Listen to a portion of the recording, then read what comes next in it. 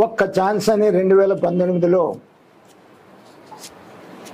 ప్రజల్ని మోసం చేసి అధికారంలోకి వచ్చిన జగన్మోహన్ రెడ్డి 19 నుంచి 24 వరకు కూడా ఒక అరాచక పాలన,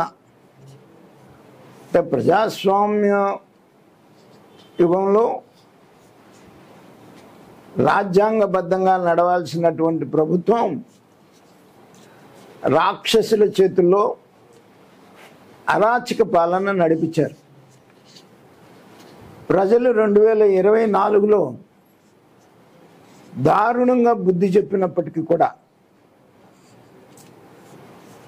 ప్రతిపక్షం అనేటువంటిది ఏదైనా ఉంటే ప్రజా సమస్యల మీద పోరాడాలి, అంతేగాని శ్మశానాల దగ్గర కూర్చొని ఎక్కడ శవం వస్తుందా అని చెప్పేసి చూసి ఆ శవం ఏ కులం అనేటువంటిది చూసి కులాల మధ్య చిచ్చులు పెట్టి లబ్ధి పొందుతామని జగన్మోహన్ రెడ్డి ప్రయత్నం చేస్తూ ఉన్నాడు ప్రస్తుతానికి. ఉదాహరణకి మధ్య ప్రకాశం జిల్లాలో ఒకటి జరిగింది. అలాగే పత్తిపాడులో కూడా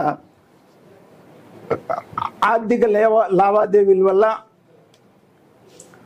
ఒక మహిళ, శేషం అనేటువంటి మహిళ ఆత్మహత్య చేసుకుంటే దానివల్ల కులాలకి వృద్ధి,